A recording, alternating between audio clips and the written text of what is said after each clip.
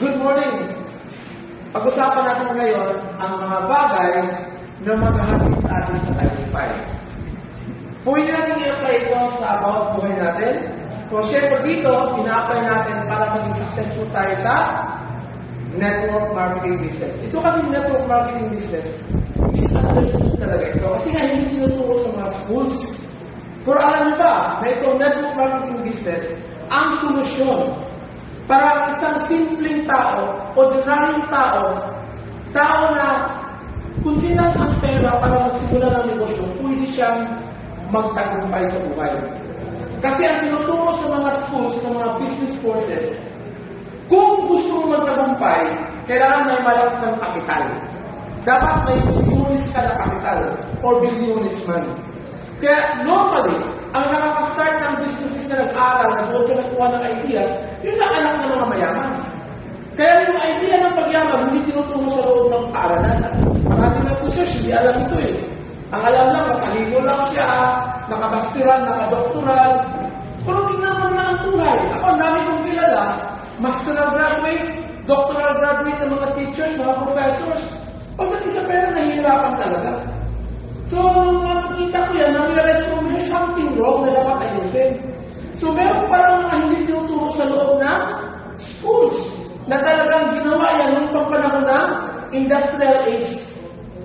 Kasi ang gusto ng mga industrialist na maaraw-maraming kumpanya na manufacturing, makahanap sila ng mga empleyado na talaga namang madaling pasunurin. Kaya kung napapansin nyo sa mga schools, tinitrain tayo to follow instructions, tama? Wala namang masama doon sa mag-follow eh. Maganda naman mag-follow, pero para bang sunod-sunuran ka na lang, tapos pinapamemorize ka lang. Ang mga estudyante tuloy, ang iba, hindi na marunong mag-isip. Akala nila, yung nag-aaralan, nila yung success na makukuha nila. Pero ang dami ng graduates, i-monitor natin, ilan na ba ang naging milyonaryo sa mga graduates na in-apply nila yung natutunan sa mga formal education. Walang masama sa formal education. Kailangan ng dagdagan ng mga kaalaman na hindi tinuturo, na wala sa curriculum. Buti na lang, nung nag-masteral ako, ang aking kurso ay Master of Arts, Major in Educational Leadership and Management. Yun talaga natapos ko, with thesis yun. Siyempre, meron din ako ibang masteral na Master in Business Administration. 1 year yun, kasi nung next year ko, lumipat ako sa scholarship. Pero tatapusin ko pa rin yun. Okay? Pagwala ang sunod na niyo doon, wala eh, gawa na ng thesis eh. At sa kunting subjects na lang. Okay? Pero ang dami ko naman matataas na grades doon. Meron din akong MAET, Master in Education, tapos talaga ako mga academics. Nakatapos din ako ng comprehensive exam, mataas, pasado ako, pwede na ako mag-thesis. Ang problema noon, wala akong pambayad sa thesis. Kaya nag-decide ako pumunta dito sa Luzon. Actually, dahil sa talent ko sa pag-compose ng mga kanta. Akala ko, mahahanap mo na yung producer. Pero hindi yata yung plano ng Diyos. Sa tamang panahon, may lalabas ko rin yung mga kanta ko, pero purpose ko lang ng Diyos, diba?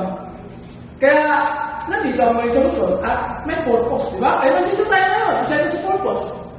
Okay, pinagtagpo-tagpo tayo kasi dapat magtulungan tayo sa mga kaalaman. Bakit ito ang pinapakita sa akin ng sitwasyon? Kasi meron tayong mission sa buhay. Pero ultimately, ang mission natin, maging matagumpay. Maging successful. Yun ang pinakamalata, maging successful tayo. Kaya naman kasi dito, ang dulo na tinatagin natin ay network marketing success. Gusto ko rin i-introduce, lalo na sa mga formal education na kailangan may mga idadagdag tayo, pero siyempre, hindi natin pwedeng control yun. We're not in control sa mga anong ituturo sa loob ng formal education. Kasi noon pa man na program na ang formal education para mag-produce ng workers. Kasi ang gusto ng mga may-ari ng mga kumpanya noon, na makahanap sila ng matatalinong empleyado. Ang mga empleyado yun, pinaka-masteral pa nila, sige, gumastos ka ng masteral. Pero sino kumikita ng malaki? Hindi yung gumastos sa masteral. Hindi yung gumastos sa doctorate para tumaas ang kanyang sweldo. Yung may-ari pa rin. Hindi ko sinasabi masama maging may-ari. Maganda maging may-ari, kaya na-encourage tayo kung maging mga may-ari ng negosyo. Kasi gusto natin masenso, makamit ang success sa buhay natin. Kailangan maging may-ari tayo ng negosyo. Ang tanong, ilan ba sa mga graduates ang nagiging may-ari ng negosyo? Ilan? Ilan ba naging may-ari ng negosyo? Kunti lang. Bakit? Kailangan ng malaki kapital. Kasi yun ang tinuturo sa mga formal education. Kaya hindi tinuturo ang network marketing business. Kaya naman nasira ang image ng network marketing business dahil sa mga scammers na lumalabas na gumagamit ng mga pyramid schemes, gumagamit ng Ponzi schemes, na ginagamit ang recruitment para makakolekta ng pera at yung ibibigay sa mga nag-join. Illegal yun. Pero ang network marketing business, tulad ng ating negosyo ngayon, na talagang very stable na network marketing business, ano nga ang negosyo natin? Ito ang kumpanya natin, Alliance and Ocean Global Group of Companies, nandito na tayo, nandito kami. Kasi alam naman stable ang kumpanya nito. Kasi ang network marketing business, ito ang solusyon para makamit talaga ng isang ordinaryong tao ang tagumpay na hindi tinuturo sa mga formal educations. Kaya dito na ako nag-focus. Dito na ako nag-focus, iniwan ko muna ang pagtuturo sa school na hindi ako may-ari.